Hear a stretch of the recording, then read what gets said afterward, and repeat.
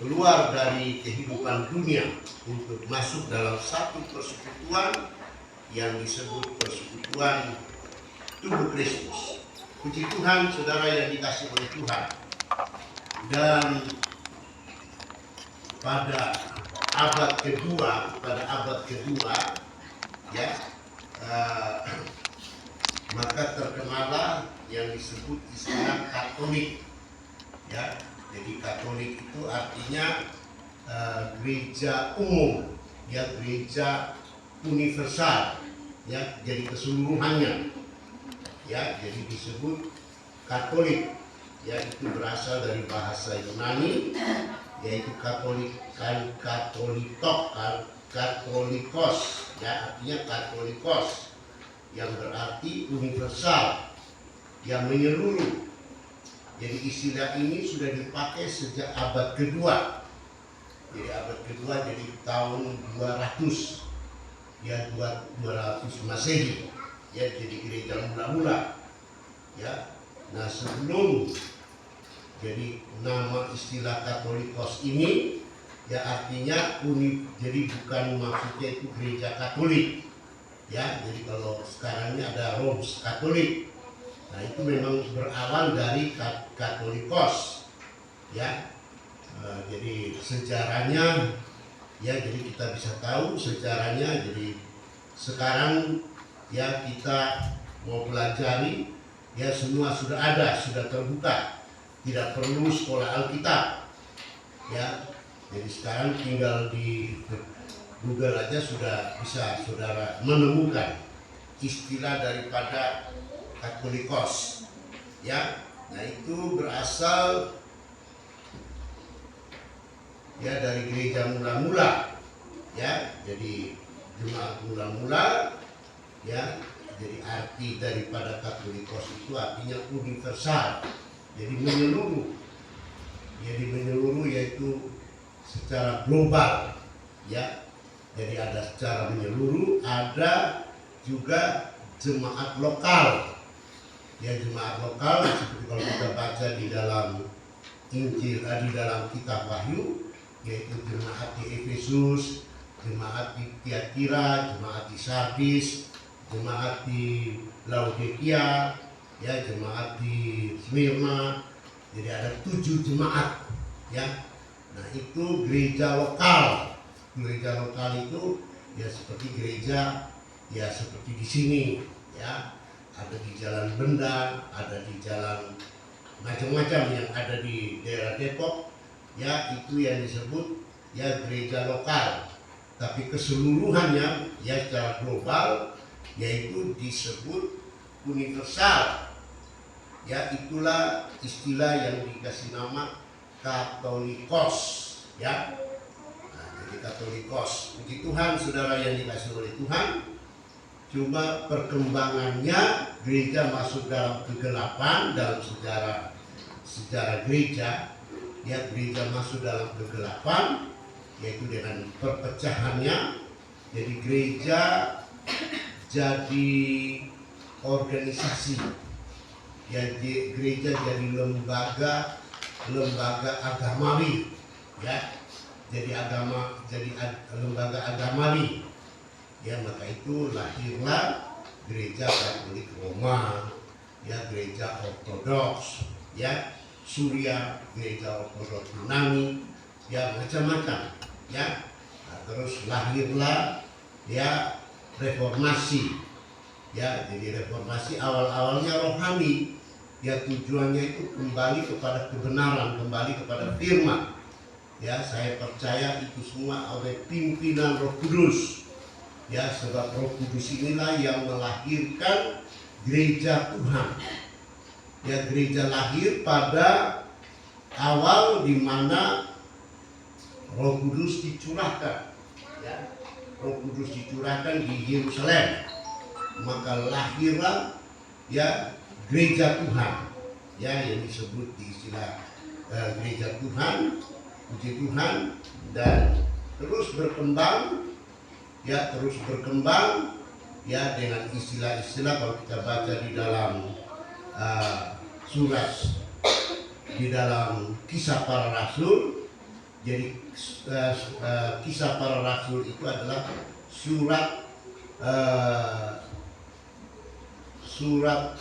daripada Lukas, ya. Puji Tuhan. Coba kita lihat dulu Kisah Para Rasul. Kisah Para Rasul.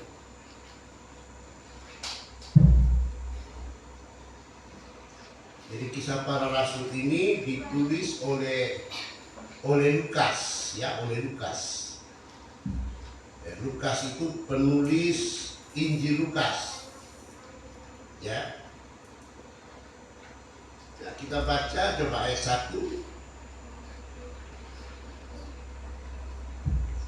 Lukas pasal 1 ayat 1 coba.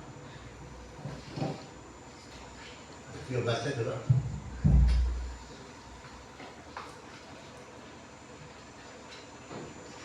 Hai Theophilus, dalam bukuku yang pertama, aku menulis tentang segala sesuatu yang dikerjakan dan diajarkan Yesus. Iya, ya.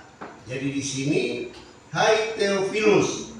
Jadi ini judul jadi suratnya, jadi surat daripada Lukas ditujukan kepada Theophilus. Ya, Theophilus ini adalah seorang pembesar Romawi, ya, di mana dia menulis, ya, surat kepada Theophilus. Ya, jadi kita jadi bisa tahu bahwa Kisah Para Rasul ini adalah surat yang ditulis oleh Lukas, ya, oleh Lukas. Dikatakan dalam bukuku yang pertama. Nah, buku yang pertama itu yaitu Injil Lukas. Ya, Injil Lukas itu ditulis oleh Lukas, ditujukan kepada Theophilus, ya, lalu dikanonkan menjadi kitab suci, ya, dikanonkan, ya, masuk dalam kumpulan kitab suci, ya. Jadi dilihat daripada kesaksian tulisan daripada Lukas, ya. Dalam buku yang pertama, aku menulis tentang segala sesuatu yang dikerjakan dan diajarkan Yesus. Ya, jadi yang dikerjakan, yang diajar Yesus. Jadi ada pengajaran, terus apa yang diperbuat oleh Tuhan Yesus. Ya, dalam Injil Lukas kita bisa menemukan, ya, kisah tentang Tuhan Yesus. Lukas dia melihat Yesus, ya, dari sudut kemanusiaannya, ya. Jadi Lukas itu menampilkan tulisannya di dalam Injilnya, ya. Jadi Injil itu ada 4 Injil, ya, Injil Matius, Injil Lukas, Injil Markus, Injil Lukas, dan Injil Yohanes, ya. Jadi Lukas menampilkan Tuhan Yesus dari sudut pandang manusia, ya. Jadi menampilkan Tuhan Yesus sebagai anak manusia, ya. Puji Tuhan. Jadi lengkap kita mempunyai 4 Injil ini. Jadi 4 itu jadi dilihat, jadi bukan kebetulan. Jadi Tuhan sudah mengilhamkan, ya, pribadinya kepada 4 penulis. Nah, kalau Injil Matius ditulis oleh Matius, ya, Matius menampilkan Tuhan Yesus dari sudut raja, ya. Jadi dari sudut raja, ya. Jadi Yesus itu adalah keturunan raja, ya, keturunan raja, yaitu ke Raja Daud. Puji Tuhan, itu yang dinubuatkan. Lalu Markus menampilkan Tuhan Yesus, ya, sebagai hamba, ya. Jadi Tuhan Yesus, ya, ditampilkan oleh Injil oleh Markus sebagai hamba, ya, hamba yang bekerja, ya, yang melayani. Jadi Tuhan Yesus itu datang bukan untuk dilayani, tetapi untuk melayani, ya. Jadi luar biasa, ya. Jadi ini teladan yang harus kita ikuti, Jadi kita juga harus melayani karena kita sudah dilayani terlebih dahulu. Amin, saudara. Nah, baru Injil Yohanes. Nah, Injil Yohanes itu menampilkan Tuhan Yesus dari sudut ya ilahi. Ya, jadi anak Elohim. Ya, jadi bukan anak manusia lagi tapi anak Elohim. Amin, saudara. Puji Tuhan. Jadi Tuhan Yesus itu adalah Elohim yang menjadi manusia. Ya, maka itu dia disebut Tuhan. Ya, dia disebut Tuhan karena dia adalah anak Elohim, firman yang menjadi manusia. Ya, jadi Elohim itu adalah firman, Elohim itu adalah roh, Elohim itu adalah kasih. Jadi ini ya, jadi itu yang disebut Tritunggal. Walaupun di dalam Alkitab tidak disebut ya ada Allah Tritunggal, tetapi dalam ya pelajaran dalam tulisan dari kitab Kejadian ya sampai Wahyu yaitu menguatkan tentang Tritunggal ya. Nah, jadi kita tahu pada mulanya adalah Elohim. Elohim menciptakan langit dan bumi. Ya. Jadi pada mulanya adalah Elohim. Nah, Elohim menciptakan langit dan bumi dengan firman-Nya dan dengan rohnya. Ya. Jadi roh Elohim, ya firman Elohim. Puji Tuhan. Nah, itu ditampilkan oleh Yohanes. Ya. Yohanes ini murid yang sangat dikasihi oleh Tuhan. Dan Yohanes ini ya murid yang paling muda, ya. Dan dia adalah satu-satunya murid yang umurnya mencapai 100 lebih tahun. Ya, diperkirakan 108 tahun. Ya, dan dia hanya satu-satu murid yang tidak mengalami mati syahid. Ya, jadi martir. Ya. Tapi kalau semua para rasul murid ya selain Yudas yang sudah ya mengkhianat ya, dia mati bunuh diri. Ya. Dia mati bunuh diri. Itulah kesalahan dia. Sebenarnya Tuhan bisa mengampuni dia. Ya. Sebab kalau dia cuma dia ya menyesal, ya dia bertobat tapi dia tidak kembali kepada Tuhan. Dia ambil jalan pintas yaitu bunuh diri, gantung diri. Ya, lalu dia talinya putus mungkin, ya, lalu dia ya jatuh, ya, lalu perutnya terbelah dan semua usus isi perutnya keluar, ya. Dan saudara yang dikasih oleh Tuhan, kalau dibilang dosa, ya pengkhianat, ya Petrus juga, ya menyangkal, ya tidak mengakui, ya.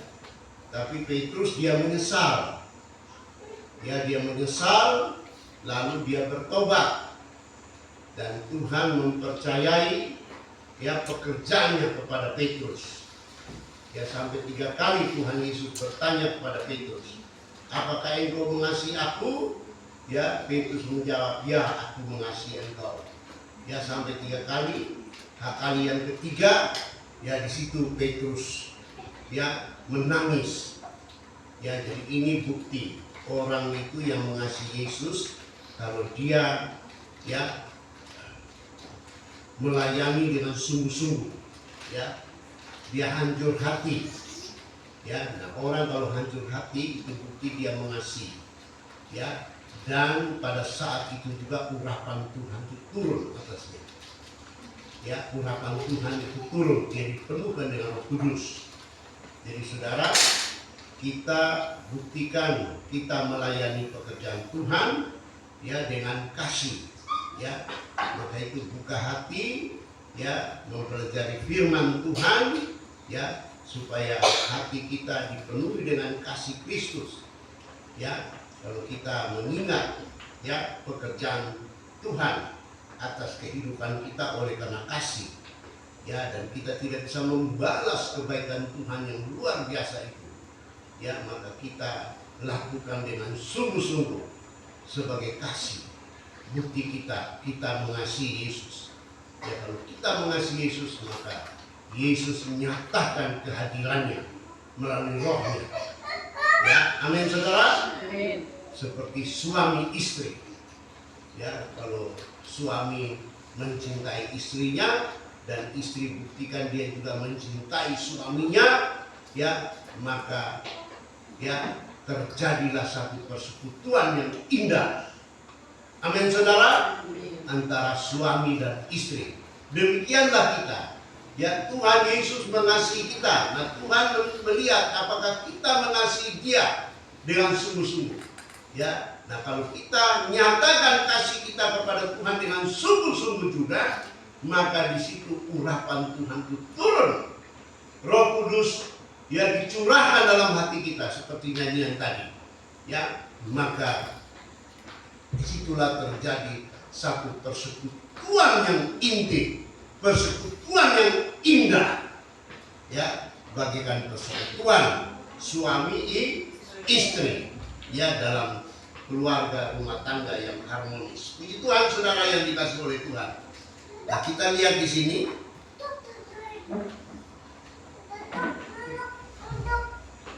Coba kita buka Injil Lukas, Lukas pasal 1. Lukas pasal 1, coba ayat 1.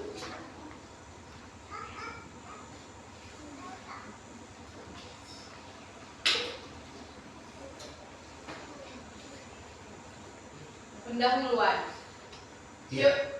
Theophilus yang mulia. Theophilus yang mulia.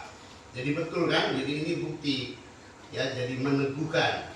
Ya, jadi saya katakan tadi Kisah Para Rasul itu ditulis oleh Lukas. Ya, nah surat yang pertama yang dimaksud Injil Lukas. Theophilus yang mulia. Coba. Banyak orang telah berusaha menyusun suatu berita tentang peristiwa-peristiwa yang telah terjadi di antara kita. Iya, tidak, ya, sudah sampai situ aja. Jadi untuk membuktikan bahwa Kisah Para Rasul ini ditulis oleh Lukas, ya. Jadi ini pengetahuan, untuk pengetahuan kita saja. Ya, umatku binasa tidak berpengetahuan, kata Tuhan. Oleh karena kita perlu punya pengetahuan juga. Ya, pengetahuan itu untuk menolong kehidupan kita, ya, untuk ya mengikuti Tuhan dengan benar. Puji Tuhan saudara yang dikasihi oleh Tuhan. Jadi Kisah Para Rasul ini adalah sejarah gereja. Jadi kalau kita ya baca surat ya Kisah Para Rasul ini, maka kita mempelajari sejarah gereja. Jadi awal mula gereja. Dan Kisah Para Rasul ini tidak ada kata penutup, ya. Jadi sejarah gereja itu masih berlangsung hingga akhir zaman, ya, baru berakhir. Jadi tinggal siapa-siapa yang akan dipakai oleh Tuhan untuk melanjutkan sejarah gereja, ya, di dalam dunia ini. Sejarah gereja waktunya itu 2000 tahun. Puji Tuhan, dan ini kita sudah sampai pada ujung dari akhir daripada zaman kasih karunia, zaman gereja yang disebut zaman gereja. Jadi zaman gereja itu ya diwahyukan ada 2000 tahun. Jadi awal mula yaitu pencurahan Roh Kudus di Yerusalem, gereja lahir. Nah, mulailah berjalan, ya, berjalan dari Yerusalem, Yudea, Samaria sampai ke ujung bumi. Jadi gereja ini sudah berada di ujung bumi. Ya, ya, kalau orang Amerika bilang ujung bumi itu Papua. Nah, Papua rencana mau merdeka. Nanti Aceh merdeka, Papua juga mau merdeka. ya, kalau mereka merasa beda, ya, dengan bangsa Indonesia, dengan orang Indonesia. Kulitnya beda, rambutnya beda, giginya juga beda, ya. Jadi mereka, ya, berjuang sekarang sudah banyak profesor, sudah banyak dokter, banyak insinyur, banyak orang-orang pintar dari Papua. Semakin lama semakin banyak. Maka itu saudara mereka berjuang untuk melepaskan diri, ya, dari negara kesatuan Republik Indonesia.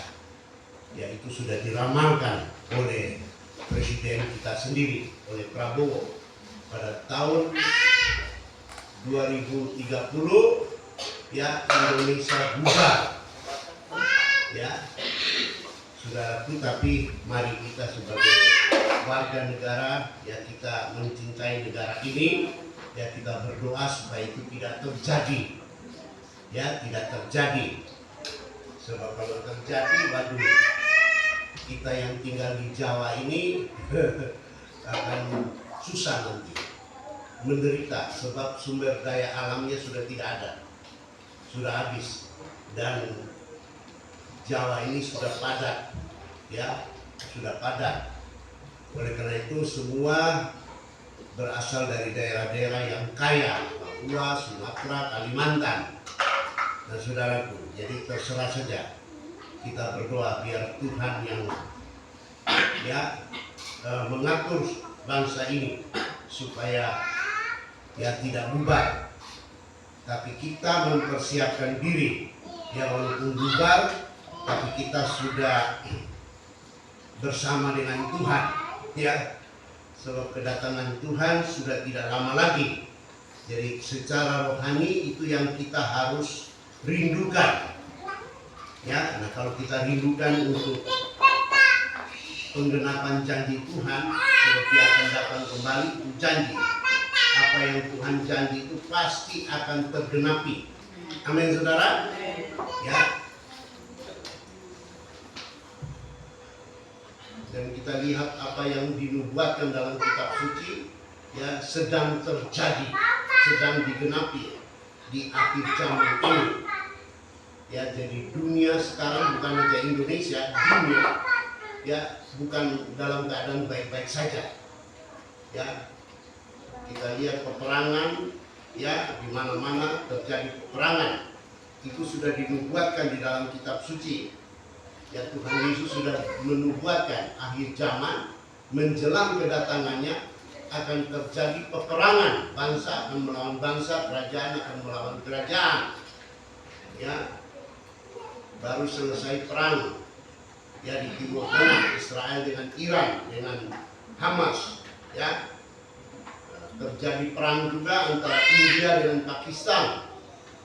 Ya, terjadi juga perang walaupun sedikit, sampai sekarang ini masih terjadi peperangan di Ukraina, Rusia dengan Ukraina. Ya, dan itu, saudaraku, untung tidak terjadi perang nuklir, ya. Baru senjata-senjata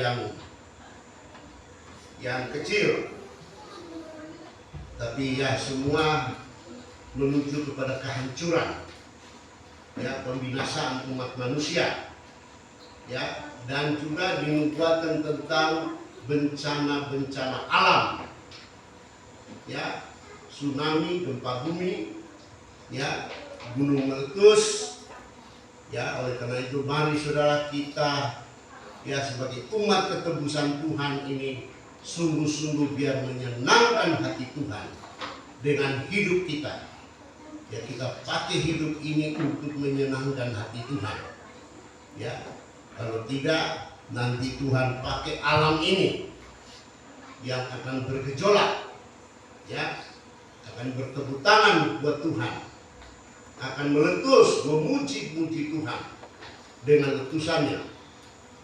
Ya, puji Tuhan, saudara yang dikasih oleh Tuhan. Jadi kisah para rasul ini adalah sejarah gereja.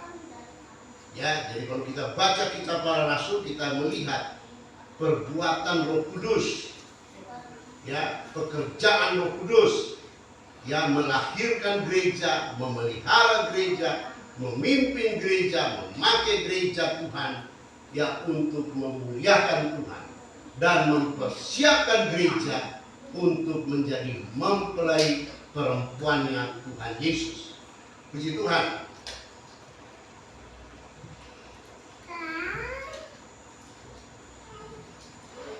Ya, mari kita lanjut. Jadi gereja universal yang dimaksud dengan gereja universal, gereja menyeluruh, ya, itu terdiri dari semua orang, ya, dari semua orang yang pada zaman ini yang telah dilahirkan kembali. Jadi setiap orang yang percaya menerima Tuhan Yesus Kristus sebagai Tuhan dan Juru Selamat, ya, mendengar Injil lalu percaya, ya, menerima Yesus sebagai Tuhan dan Juru Selamat, ya, maka oleh kuasa Roh Kudus, ya, orang itu dilahirkan kembali, ya, dilahirkan kembali menjadi manusia baru di dalam batinianya, di dalam hidupnya, ya, di dalam hidupnya manusia. Batinnya yang dimaksud manusia baru itu manusia batinianya, jiwanya, rohnya, ya. Jadi yang lama sudah berlalu, yang baru sudah datang. Puji Tuhan. Karena beriman kepada Tuhan Yesus, ya. Nah, itu berdiam di dalam manusia lahiriah yang disebut tanah.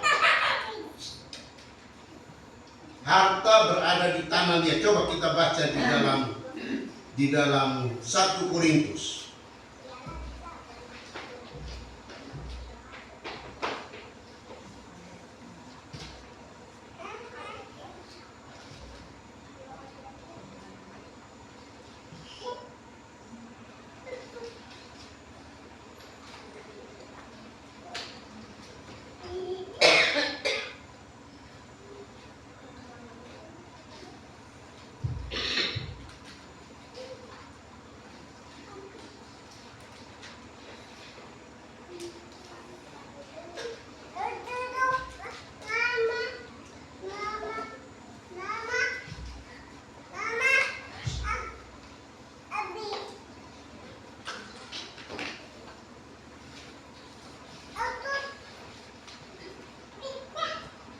Ya, coba 1 Korintus pasal 4 ayat 1.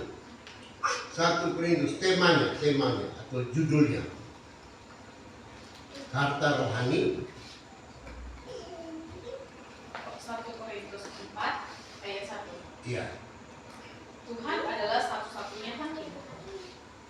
2 Korintus pasal 4.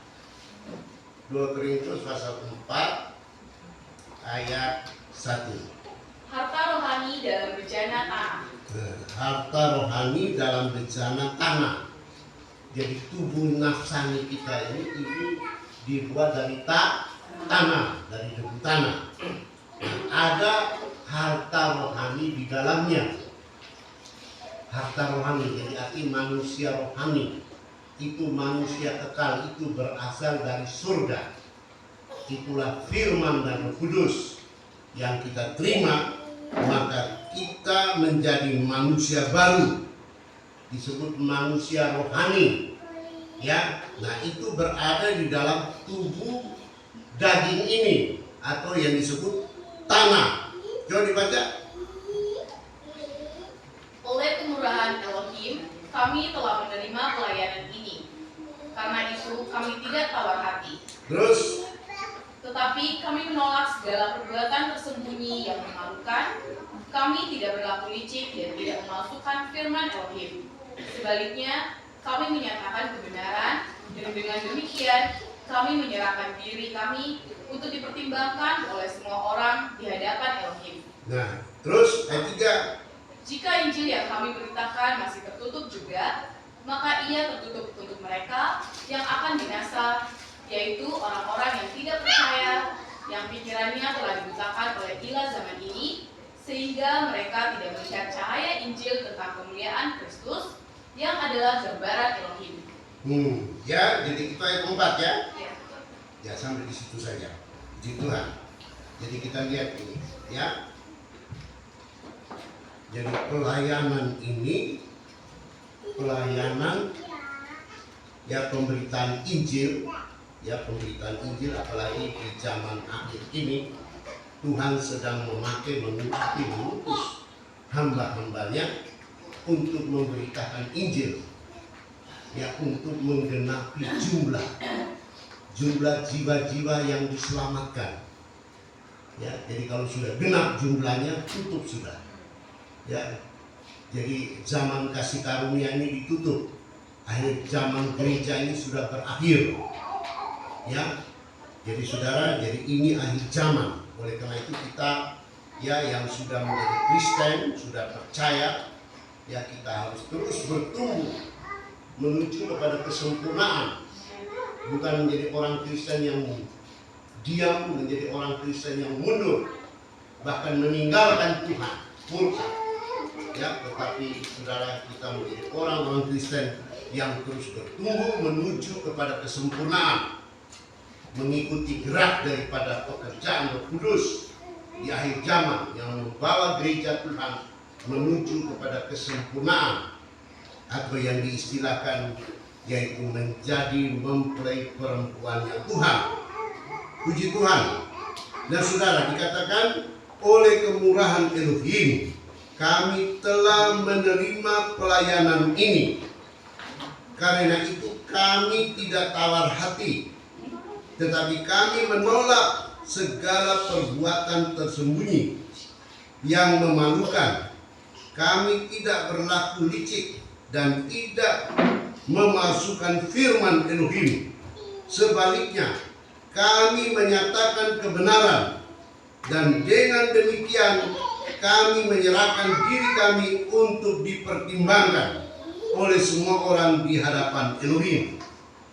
Ini seorang hamba Tuhan tidak gampang, ya, apalagi jemaat yang kritis, ya, dia menilai, apalagi jemaat kalau sudah semakin rohani, ya, kalau jemaatnya rohani, gembalanya tidak rohani, wah repot ini saudara, ya, apalagi melakukan, ya, pelayanan yang tidak jujur.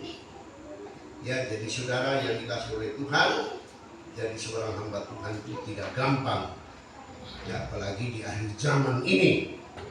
Oleh karena itu di sini dikatakan, Rasul Paulus katakan, ya, sebaliknya kami menyatakan kebenaran, dan dengan demikian kami menyerahkan diri kami untuk dipertimbangkan oleh semua orang di hadapan Elohim. Ya, dilihat dari kehidupan pribadinya, kehidupan nikahnya, keluarganya, pekerjaannya, semua akan dinilai, ya, oleh jemaat. Ya, oleh karena itu hamba Tuhan harus lebih rohani dari jemaat. Ya, setidak-tidaknya sama-sama rohani bertumbuh. Itulah tubuh Kristus.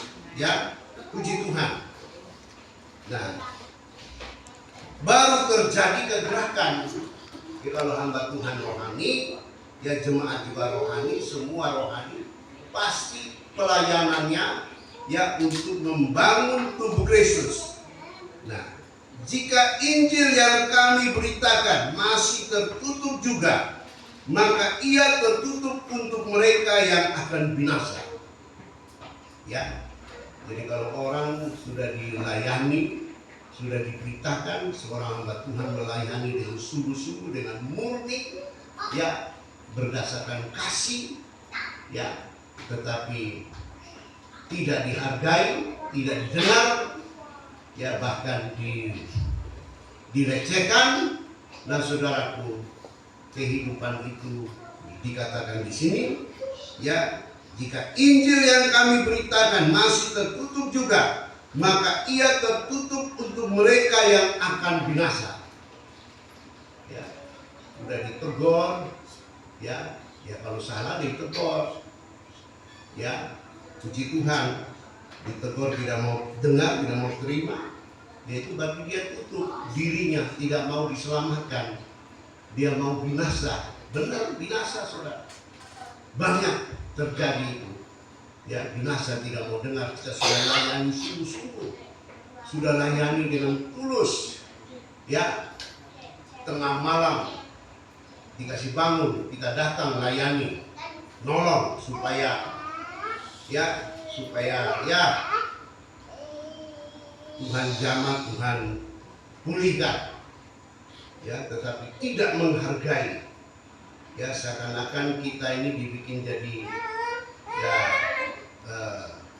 kewajiban, ya pendeta apalagi sudah ditolong, sudah dibantu, ya sudah berkorban, lalu seenaknya mau ngatur, ya dan saudara, jadi apa yang diajarkan, dikatakan, ditegur, tidak mau dengar karena dia merasa dia lebih berjasa, ya. Nah saudara yang dikasih oleh Tuhan itu sama juga, dia menutup dirinya, dia menutup hatinya untuk menerima harta rohani, ya harta rohani itu manusia baru tadi, ya manusia baru. Manusia baru itu terdiri dari roh, firman dan kasih. Itu manusia baru. Jadi harus ada roh, ada firman, ada kasih. Jadi maka itu anak-anak Tuhan, orang Kristen, jadi tidak cukup menerima Tuhan Yesus Kristus sebagai Tuhan dan Juru Selamat. Ya, itu memang dasar, itu fondasi, itu batu penjuru, ya, untuk kita menerima harta rohani, supaya ya kalau kita terima pribadi Tuhan Yesus itu sama juga tubuh nafsani kita ini menjadi tabernakel, menjadi rumah Tuhan. Rumah Tuhan itu dimana supaya Tuhan tinggal. Nah Tuhan itu adalah firman, Tuhan adalah roh, Tuhan adalah kasih. Ya, jadi supaya kasih Elohim bisa masuk, roh Elohim bisa masuk, firman Elohim bisa masuk, dasarnya yaitu percaya kepada Yesus, terima Yesus sebagai Tuhan dan Juru Selamat. Ya, nah kalau sudah terima Tuhan Yesus sebagai Tuhan dan Juru Selamat, kita juga harus buka hati untuk menerima curahan kasih-Nya, terima firman-Nya, ya, artinya mau mendengar firman, ya, mau ditegur, mau diajar, ya, dan terima kuasa-Nya, kuasa Roh Kudus, puji Tuhan. Itulah manusia baru. Kalau manusia lama kita ini kan terdiri daripada ya daging, jiwa dan roh. Ya, nah itu harus dipulihkan sebab tubuh yang lama ini tidak mewarisi kerajaan sorga. Ya, tubuh yang lama ini tidak mewarisi kerajaan sorga. Jadi harus menjadi manusia baru, puji Tuhan.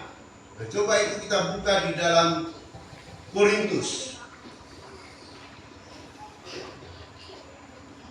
Korintus pasal 15. 1 Korintus.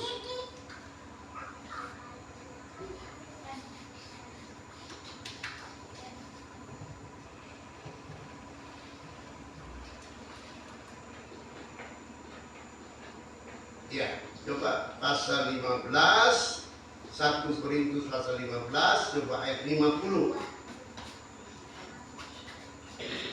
Ayat 59 dulu dan 50. Ya, 49. Sama seperti kita telah memakai rupa dari yang alamiah, demikian pula kita akan memakai rupa dari yang surgawi. Nah, yang surgawi, ya, yang rohani. Ya, yang rohani itu yaitu firman, roh dan kasih. Yang alami, yang alamiah ini yaitu daging ini, tubuh, jiwa, roh. Puji Tuhan. Terus ayat 50. Saudara-saudara, inilah yang hendak kukatakan kepadamu, yaitu bahwa daging dan darah tidak mendapat bagian dalam kerajaan Elohim, dan bahwa yang binasa tidak mendapat bagian dalam apa yang tidak binasa.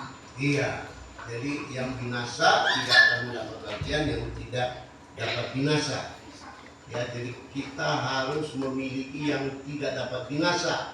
Itulah firman, roh dan kasih.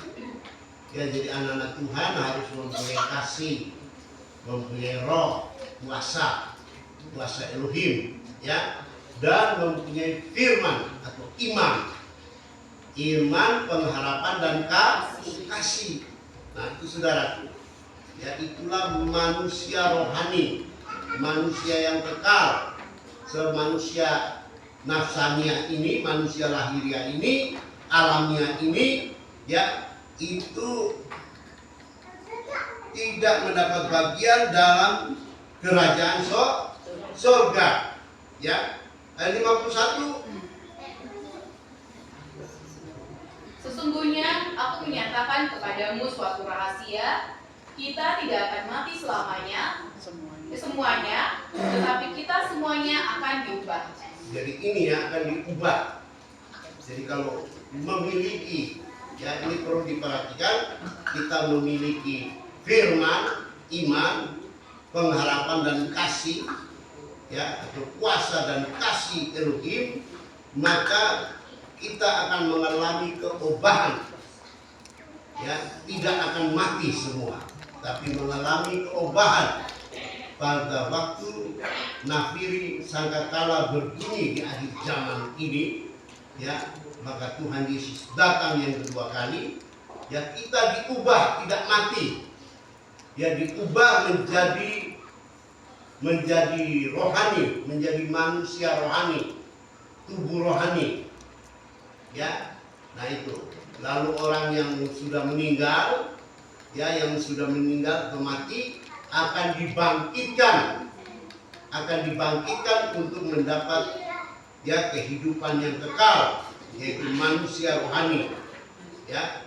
Jadi kita dikatakan tidak akan mati semua, apalagi kita yang masih hidup ini, ya. Nah, bila Tuhan datang saat ini, ya, kita diubah sekejap, ya, dari nafsani menjadi rohani, lalu terangkat naik ke surga. Puji Tuhan. Jadi itu manfaatnya, kita harus mendengar firman Tuhan. Jadi tujuan ibadah persekutuan ini, di mana Tuhan, ya, mengirim harta dari surga, mengirim harta rohani itu untuk dimasukkan ke dalam tubuh nafsani ini, bejana tanah liat ini, ya, dan diam di dalam tubuh nafsani kita ini. Maka ini tubuh ini dikatakan tabernakel. Tapi tubuh ini, ya, akan dibongkar, bisa mati, ya, bisa ya, puji Tuhan, ya, mati kembali ke tanah. Tetapi kalau kita sudah memiliki harta rohani itu, maka kita diubah manusia rohani kita, ya, manusia kita ini menjadi manusia rohani nanti. Ya, puji Tuhan, tidak akan mati, melainkan kita akan menerima satu kehidupan yang kekal. Puji Tuhan. Nah, itu bisa dibaca dalam 2 Korintus. Nah, ini yang penting, ya, maka itu ini yang disebut istilah gereja Tuhan, ya, tubuh Kristus. 2 Korintus pasal 5. Coba Pio baca ayat 1. 2 Korintus pasal 5. Karena kami tahu bahwa jika kemah tempat kediaman kita di bumi ini dibongkar, Elohim telah menyediakan suatu tempat kediaman di sorga bagi kita, suatu tempat kediaman yang kekal, yang tidak dibuat oleh tangan manusia. Iya. Kalau tidak dibuat oleh tangan manusia, yang buat siapa? Elohim. Maka itu Tuhan Yesus berkata, dia ke surga menyediakan tempat. Menyediakan tempat tadi menyediakan tubuh rohani, menyediakan rumah. Ya, jadi roh kita ini kan harus punya tempat, punya wadah, punya rumah, ya, untuk ya berdiam, untuk tinggal. Ya, kalau tidak punya rumah ya nanti rohnya bergentayangan. Ya, nah supaya bisa lihat, bisa tahu ya harus punya rumah. Ya bisa, oh iya rumahnya ini. Kalau sekarang ini kita manusia, jiwa kita ini, manusia kita ini diam di dalam tubuh nafsani ini, ya, tubuh daging ini. Tapi ini dikatakan kemah, ya, ini. Karena kami tahu bahwa jika kemah tempat kediaman kita di bumi ini dibongkar, jadi ini tubuh ini dikatakan kemah, maka itu saya katakan tabernakel. Ya, tabernakel. Jadi tabernakel itu adalah gambaran ya orang pelayanan untuk manusia menjadi pengikut Kristus, menjadi Kristen, menjadi gereja. Ya, menjadi gereja Tuhan. Nah, supaya harta rohani itu bisa turun. Ya, harta rohani itu bisa turun. Ya, masuk dalam bejana tanah ini. Ya, itulah tabernakel. Elohim telah menyediakan suatu tempat kediaman di sorga bagi kita. Suatu tempat kediaman yang kekal, yang tidak dibuat oleh tangan manusia. Jadi Tuhan sendiri yang bikin, Tuhan sendiri yang bangun. Maka itu aku menyediakan, coba di dalam Injil Yohanes. Yohanes pasal 14. Dikatakan apa di situ? Ayat 1. Rumah Bapa. Rumah Bapa. Janganlah gelisah hatimu, percayalah kepada Elohim, percayalah juga kepadaku.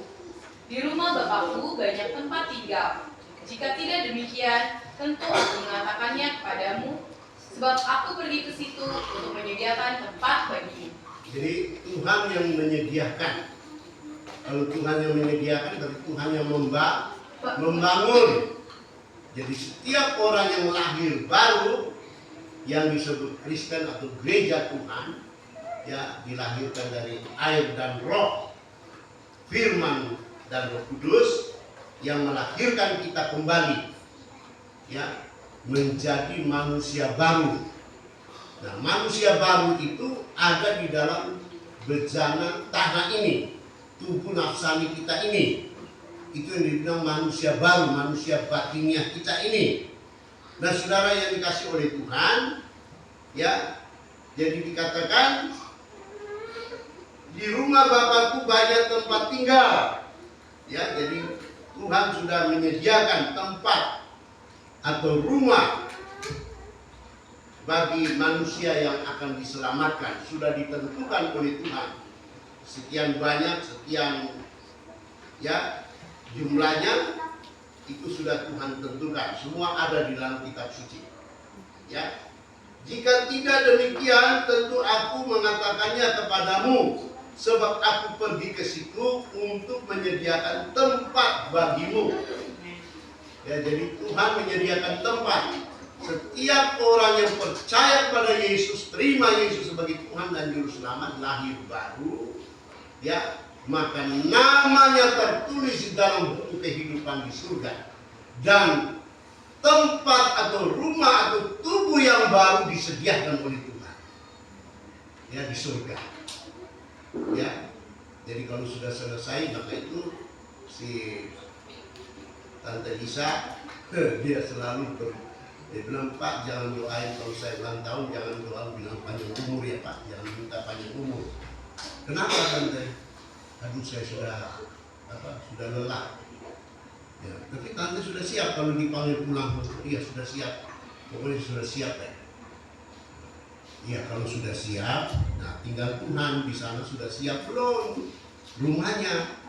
Jadi kalau tante punya rumah di sana sudah siap, sudah selesai, tergantung di bumi ini bertobatnya bagaimana. Jangan-jangan belum siap, nanti tante ke sana tidak ada rumah. Nah kalau tidak ada rumah kan tinggalnya di mana? Gentayangan nanti, tidak bisa masuk surga. Nah, jadi harus punya rumah dulu. Nanti kalau sudah selesai rumahnya, jadi tante di bumi ini kita beribadah, ya walaupun tidak ke gereja, ya di rumah berdoa, angkat hati, nyanyi, muji Tuhan, selalu ingat firman Tuhan, berbuat baik, ya berbuat kasih, mendoakan anak-anak, mendoakan ya cucu sampai pada buyut. Nah, tante itu pekerjaannya. Jangan tidak bikin apa-apa, ya berbuat baik. Kalau sudah mengalami kasih Tuhan, ya kita harus mengasihi, ya itu. Jadi itu sama juga kita sedang membangun rumah di sorga. Nah kalau sudah selesai rumahnya, pasti tante dipanggil pulang sama Tuhan. Ini rumahnya sudah selesai, ayo pulang, sudah kasih tinggalin tubuh nafsani, ya artinya meninggal. Meninggal, tapi sudah ya punya rumah, punya tubuh yang baru. Itu hanya di dalam Tuhan Yesus, hanya di dalam kekristenan yang menjanjikan itu. Di luar itu tidak ada. Ya, di luar kekristenan itu, ya di luar Tuhan Yesus binasa. Tidak ada tubuh yang baru. Ya. Jadi kita sangat bersyukur dan berterima kasih kepada Tuhan, luar biasa. Ya, dia sudah tebus dosa kita, lalu dia naik ke surga, dia menyediakan tubuh rohani bagi kita.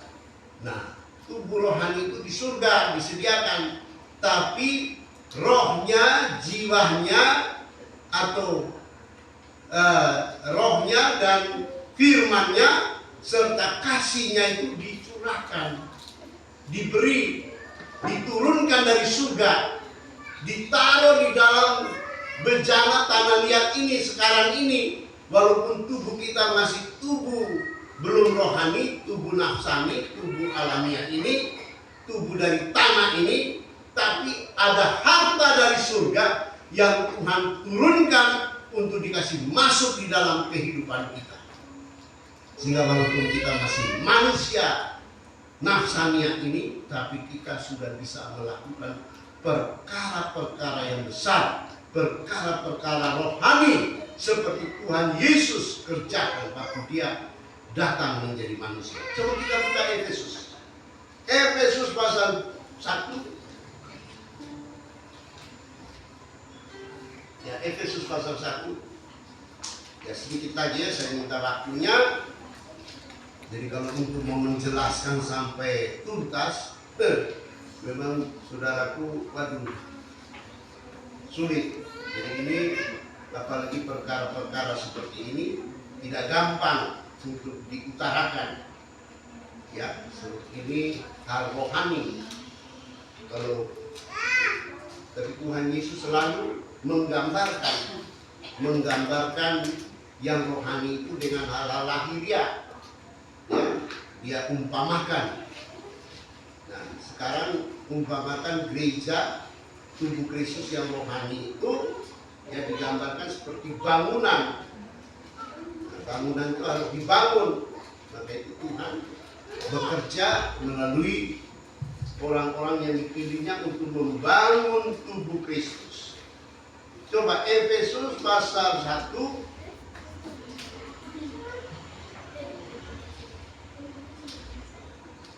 Kita sudah dapat Efesus pasal 1. Ya. Coba ayat 3.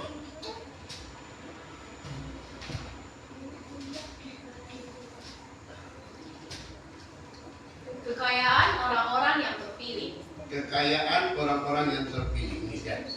Kekayaan orang-orang yang terpilih.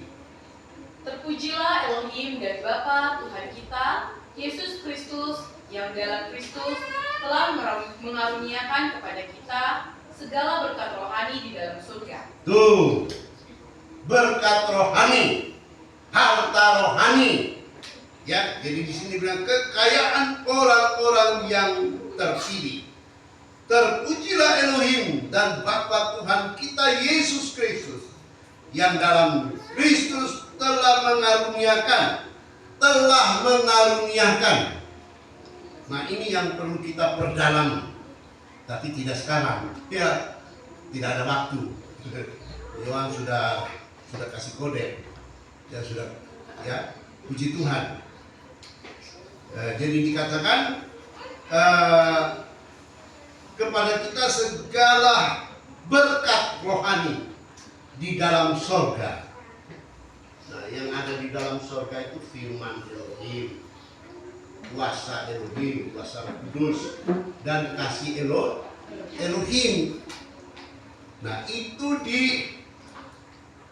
dikatakan di sini sebab di dalam Dia Elohim telah memilih kita. Ya, ayat 4 ya Pak. Sebab di dalam Dia Elohim telah memilih kita sebelum dunia dijadikan, supaya kita kudus dan tak bercacat di hadapannya. 5.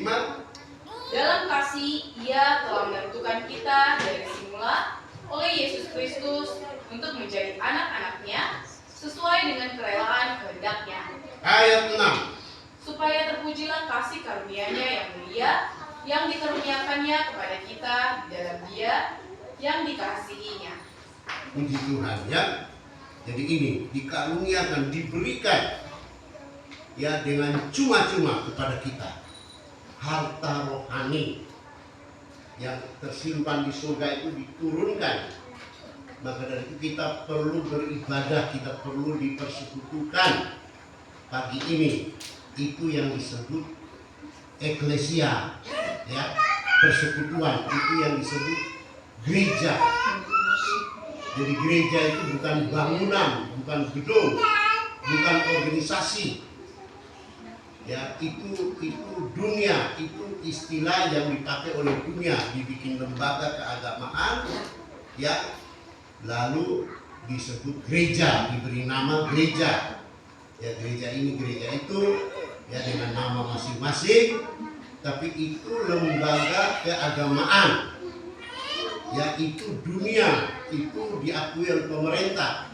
Tapi kalau yang diakui surga, itulah tubuh Kristus, persekutuan jemaat anak-anak Tuhan.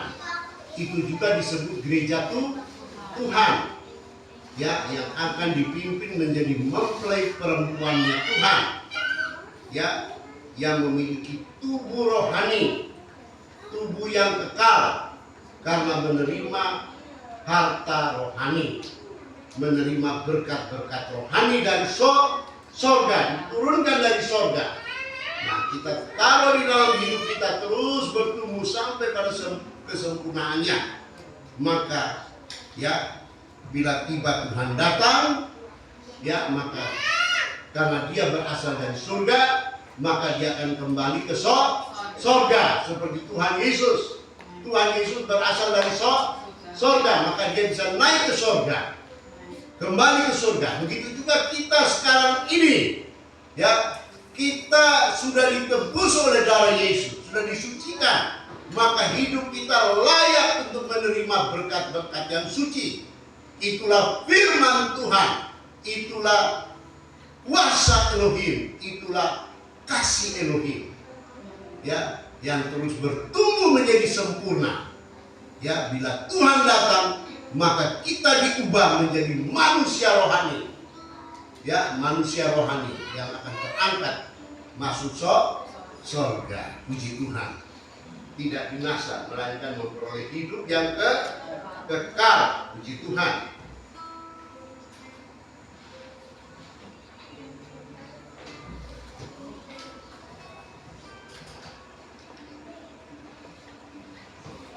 Satu ayat lagi ya, kita selesaikan dulu. Satu ayat lagi. Saya mengajak kita buka di dalam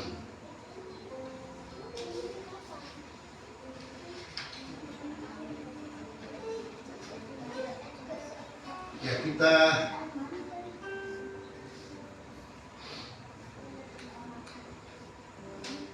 dibaca, sebenarnya ini sudah minggu-minggu yang lalu saya, tapi belum sampai untuk menjelaskannya di dalam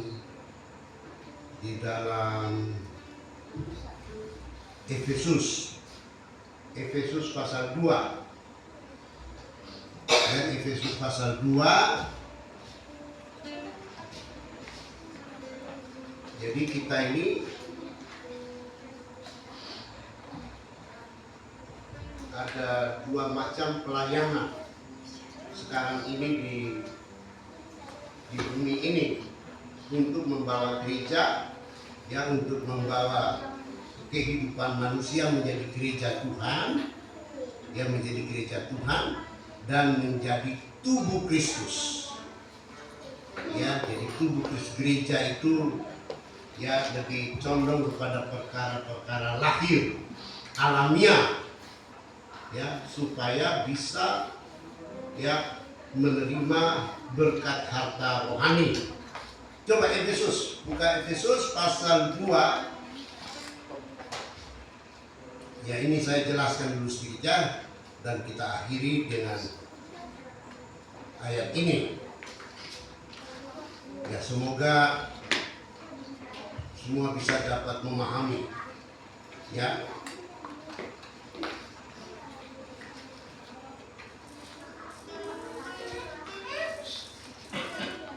Sudah dapat Efesus pasal 2? Ayat 19, coba ayat 19. Demikianlah kamu, bukan lagi orang asing dan pendatang, melainkan kawan sewarga dari orang-orang kudus dan anggota-anggota keluarga Elohim. Iya, demikian kamu bukan lagi orang asing dan pendatang, melainkan kawan sewarga dari orang-orang kudus dan anggota-anggota keluarga Elohim. Ayat 20. Yang dibangun di atas dasar para rasul dan para nabi, dengan Kristus Yesus sebagai batu penjuru. Dengan Yesus Kristus sebagai batu penjuru. Ya, jadi kalau saudara-saudara kita Katolik, ya, mereka percaya gereja Katolik itu didirikan oleh Tuhan Yesus. Kalau Protestan didirikan oleh Martin Luther. Ya, jadi semua ada pendirinya. Ya. Tapi kalau mereka bilang kalau Katolik itu didirikan oleh Tuhan Yesus. Ya. Dan pemimpinnya yang pertama ialah Rasul Petrus. Sebab di atas batu karang ini yang dimaksud itu, batu karang itu Petrus. Ya, aku akan mendirikan jemaatku, gerejaku. Ya, itulah Roms Katolik. Tapi kalau Katolik awal-awal, iya, Katolik tadi saya sudah katakan universal, umum, ya, menyeluruh, yaitu orang-orang yang sudah lahir baru.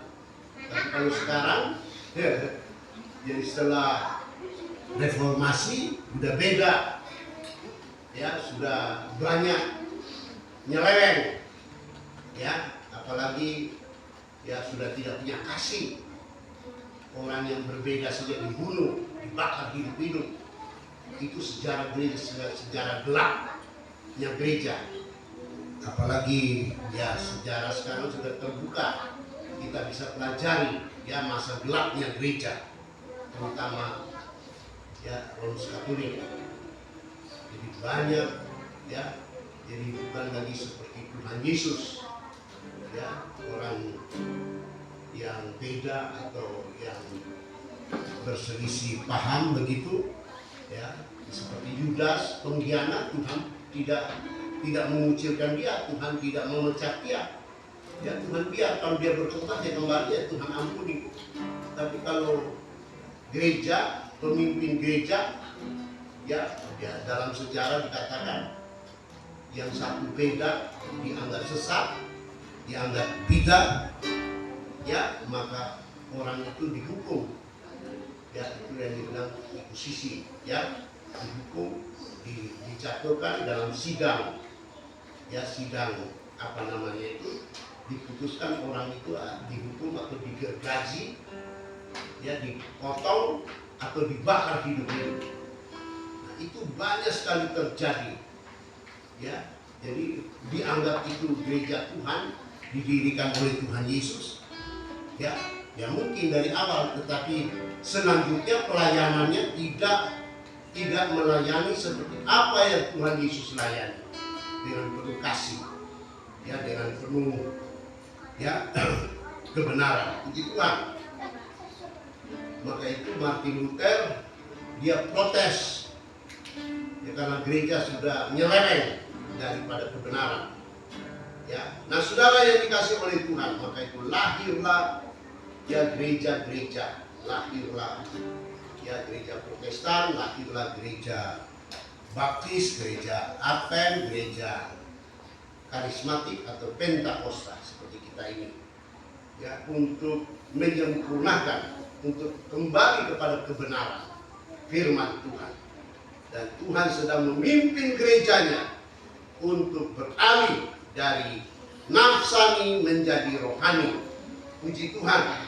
Jadi di sini dikatakan, coba ayat 20, yang dibangun di atas dasar para rasul. Para rasul, jadi bukan hanya satu rasul, bukan hanya Rasul Petrus, tapi para rasul. Terus Dan para nabi. Para nabi. Kalau Katolik kan gerejanya dibangun di atas dasar batu karang, yaitu Rasul Petrus.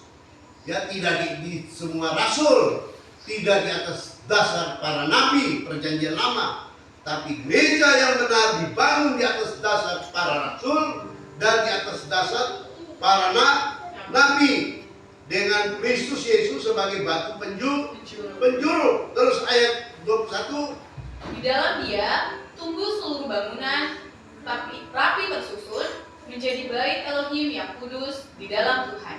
nah ini yang rohani, ya tubuh yang rohani, ya itu yang dibilang bait suci, bait Roh Kudus. Jadi pembangunan yang sudah ada, yaitu tabernakel, tubuh nafsani, dan dilanjutkan dengan tubuh rohani. Ayat 22.